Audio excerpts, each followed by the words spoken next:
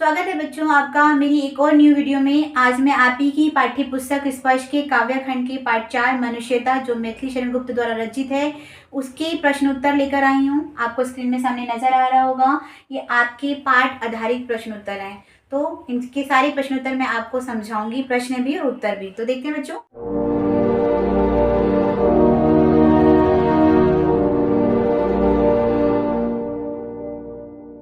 पहला प्रश्न, पहला देखिए क, निम्नलिखित प्रश्नों के उत्तर दीजिए। तो पहला प्रश्न है, कवि ने कैसी मृत्यु को सुमृत्यु कहा है?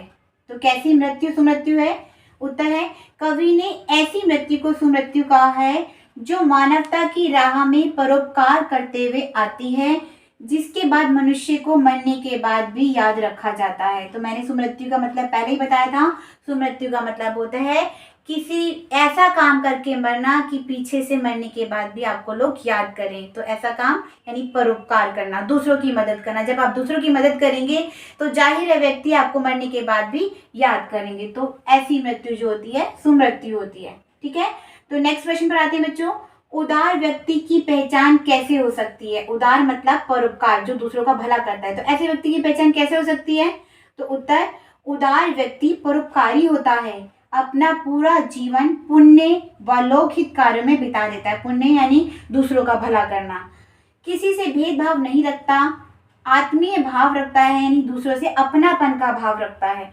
कवि और लेखक भी उसके गुणों की चर्चा अपने लेखों में करते हैं। वह निज स्वार्थों का त्याग कर जीवन का मोह भी नहीं रखता। निस्वार्थ यानी अपने लिए जो काम करने होते हैं, अपने भरण पोषण के बारे में परवाह नहीं करता और दूसरों का भला करने के लिए अपना सर्वस्व न्यौछावर कर देता है, अपने जीवन तक का मोह नहीं करता। वह व्यक्ति जो है उदार कहा जाता है। ठीक है बच्चों, तो नेक्स्ट क्वेश्चन पर आते हैं। क्वेश्चन नंबर 3 देखो, कवि ने दधीचि, कर्ण आदि महान व्यक्तियों का उदाहरण देकर मनुष्यता के लिए क्या संदेश दिया है? मैंने आपको दधीचि, कर्ण और राजा शिवी सबके बारे में बताया था, तो उम्मीद करती हूँ आपको आंसर समझ में अच्छे से आ ही जाएगा। कवि ने दधीचि, कर्ण आदि महान व्यक्तियों के उदाहरण देकर मनुष्यता के लिए यह संदेश दिया है कि परोपकार के लिए अपना सर्वस्व, यहाँ तक कि अपने प्राणों तक को न्यौछावर करने को तैयार रहना चाहिए। यहाँ तक कि परहित के लिए अपने शरीर तक का दान करने को तैयार रहना चाहिए। परहित यानी दूसरों का भला करने के लिए भी अपने शरीर तक का दान करने के लिए तैयार रहना चाहिए। दधीचि ने मानवता की रक्षा के लिए अपनी अस्थियां तथा कर्ण ने खाल यानी अपना जो मांस, जो चर्म थी, का भी दान कर दिया। हमारे शरीर तो नश्वर है, उसका मोह रखना व्यर्थ है। परोपकार करना ही सच्ची मनुष्यता है, हमें यही करना चाहिए। एक दिन तो ये शरीर जो है एक दिन मिट्टी हो जाएगा मर करके, तो ये अच्छा है कि जीते जी किसी के काम आ सके। तो ऐसा लेखक इन एग्जाम्पल के माध्यम से हमें समझा रहे हैं। तो नेक्स्ट प्रश्न पर आते हैं बच्चों। क्वेश्चन नंबर 4 देखो, कवि ने किन पंक्तियों में यह व्यक्त किया है कि हमें गर्व रहित जीवन व्यतीत करना चाहिए? यानी कि गर्व रहित, हमें अपने किसी भी चीज पर घमंड नहीं करना चाहिए कि हमारे पास धन है या हमारे साथ अपनों का साथ है, तो किसी भी चीज का घमंड नहीं करना चाहिए। ऐसी लाइनें उन्होंने किस पद में दी हैं? तो उत्तर देखो, निम्नलिखित पंक्तियों में गर्व रहित जीवन व्यतीत करने की बात कही गई है। रहु न भूल के कभी मदांध तुच्छ वित्त में, सनाथ जान आपको करो न गर्व चित्त में। इसकी एक्सप्लेनेशन मैंने बताई थी, एक बार फिर बता देती हूँ कि मदान मतलब मद में अंधा होना, मद मतलब अहंकार होना। किस चीज का?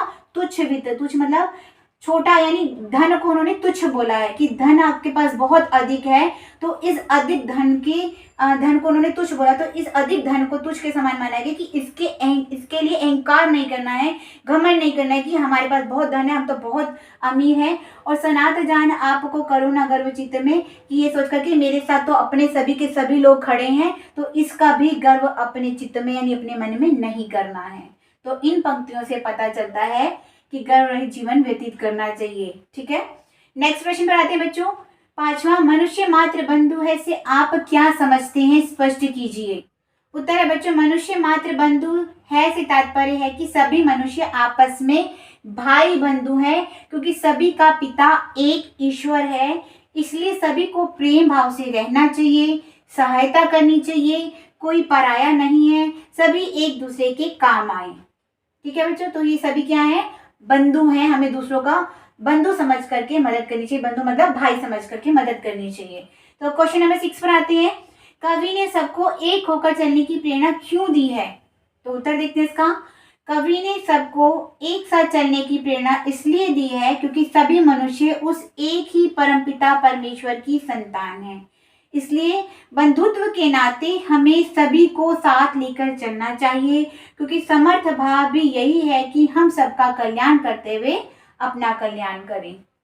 नेक्स्ट प्रश्न पर आते हैं बच्चों, व्यक्ति को किस प्रकार का जीवन व्यतीत करना चाहिए, इस कविता के आधार पर लिखिए। तो उत्तर देखते हैं, व्यक्ति को परोपकार का जीवन व्यतीत करना चाहिए, साथ ही अपने अभीष्ट मार्ग पर, यानी आप जो इच्छित आपका लक्ष्य है उस मार्ग पर एकता के साथ बढ़ना चाहिए। इस दौरान जो भी विपत्तियां आए उन्हें ढकेलते हुए आगे बढ़ते जाना चाहिए। उदार हृदय बनकर अहंकार रहित मानवतावादी जीवन व्यतीत करना चाहिए। तो पढ़ने से साफ समझ में क्लियर हो ही गया होगा, क्योंकि पूरे पद की व्याख्या भी मैंने आपको बताई रखी है, तो उम्मीद करती हूँ आपको समझ में आ ही गया होगा। तो नेक्स्ट प्रश्न देखते हैं बच्चों, 8 नंबर का क्वेश्चन देखो, 8वां, मनुष्यता कविता के माध्यम से कवि क्या संदेश देना चाहता है?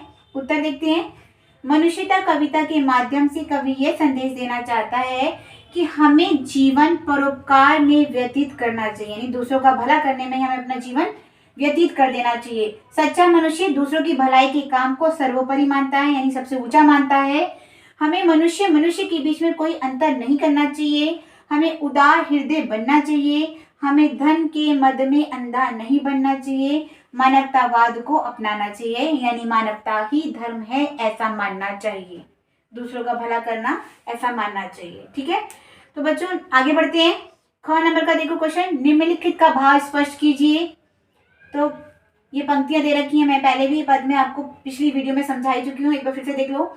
सहानुभूति चाहिए महाविभूति है यही, वशीकृता सदैव है बनी हुई स्वयं ही, विरुद्धवाद बुद्ध का दया प्रवाह में बहा, विनीत लोग वर्ग क्या न सामने झुका रहा। तो उत्तर देखो, इन पंक्तियों द्वारा कवि ने एक दूसरे के प्रति सहानुभूति की भावना को उभारा है। इससे बढ़कर कोई पूंजी नहीं है। यदि प्रेम, सहानुभूति, करुणा के भाव हो तो वह जग को जीत सकता है, वह सम्मानित भी रहता है। महात्मा बुद्ध के विचारों का भी विरोध हुआ था, परंतु जब बुद्ध ने अपनी करुणा, प्रेम व दया का प्रवाह किया तो उनके सामने सब नतमस्तक हो गए। तो समझ में आई गया होगा, क्योंकि व्याख्या मैं इससे पहले बता ही चुकी हूँ। तो नेक्स्ट पे आते हैं बच्चों, रहो न भूल के कभी मदांत तुच्छ वित्त में सनाथ जान, आपको करो न गर्व चित्त में अनाथ कौन है, यहाँ त्रिलोकनाथ साथ है, दयालु दीन बंधु के बड़े विशाल हाथ हैं। इसकी व्याख्या बतानी है फिर से। उत्तर देखो, कवि कहता है कि कभी भूल कर भी अपने थोड़े से धन के अहंकार में अंधे होकर स्वयं को सनाथ अर्थात सक्षम मानकर गर्व मत करो, क्योंकि अनाथ तो कोई नहीं है। इस संसार का स्वामी ईश्वर तो सबके साथ है, और ईश्वर तो बहुत दयालु, दीनों और असहायों का सहारा है, और उनके हाथ बहुत विशाल हैं, अर्थात वे सबकी सहायता करने में सक्षम है। प्रभु के रहते भी जो व्याकुल रहता है वह बहुत ही भाग्यहीन है। सच्चा मनुष्य वह है जो मनुष्य के लिए मरता है। तो बच्चों पूरी व्याख्या समझ में आई गई होगी, क्योंकि मैंने एक्सप्लेन कर ही दिया आपको। नेक्स्ट पर आते हैं, चलो अभिष्ट मार्ग में सहर्ष खेलते हुए, विपत्ति विघ्न जो पड़े उन्हें ढकेलते हुए, घटी न हेल मेल हाँ बड़े न भिन्नता कभी, अतर्क एक पंथ के सतर्क पंथ हो सभी। तो इसका उत्तर देते हैं, कवि कहते हैं कि अपने इच्छित मार्ग पर प्रसन्नता पूर्वक हंसते खेलते चलो, और रास्ते पर जो भी कठिनाइयां बाधा पड़े उन्हें ढकेलते हुए आगे बढ़ जाओ, परंतु यह ध्यान रखना चाहिए कि हमारा आपसी सामंजस्य ना घटे, यानी आपस में वाद विवाद ना हो, एक दूसरे से बहस ना हो, एक दूसरे को पीछे छोड़ करके ना बढ़े, यानी कि कंपटीशन भाव यानी प्रतियोगिता वाला भाव नहीं लाना है, और हमारे बीच भेदभाव ना बढ़े। हम तर्क रहित होकर एक मार्ग पर सावधानी पूर्वक चलें, एक दूसरे को ताड़ते हुए अर्थात उद्धार करते हुए आगे बढ़ें, यानी किसी को कोई समस्या हो रही तो पहले उसका समाधान करें, फिर उसको साथ में लेकर आगे बढ़ें, तभी हमारी समर्थता सिद्ध होगी, अर्थात हम तभी समर्थ माने जाएंगे जब हम केवल अपनी ही नहीं समस्त समाज की भी उन्नति करेंगे। सच्चा मनुष्य वही है जो दूसरों के लिए मरता है। अगर हम दूसरों का भला करेंगे तो हमारा स्वयं का भला अपने आप ही हो जाएगा। तो इसलिए लेखक यही समझा रहा है कि हमेशा से दूसरों का भला करो, दूसरों का उपकार करो, जितना भी आपसे समर्थ हो सकता है आप दूसरों की मदद करो। तो बच्चों, ये थे आपके पाठ आधारित प्रश्न उत्तर। आज का आपकी वीडियो यहीं तक थी। आपको इसमें कुछ समझ में नहीं आए तो आप मुझे कमेंट के माध्यम में बताइएगा। अब मिलते हैं आपके नई किसी टॉपिक के साथ। तब तक आप मेरी वीडियो को लाइक कीजिए, सब्सक्राइब कीजिए, शेयर कीजिए और कमेंट कीजिए।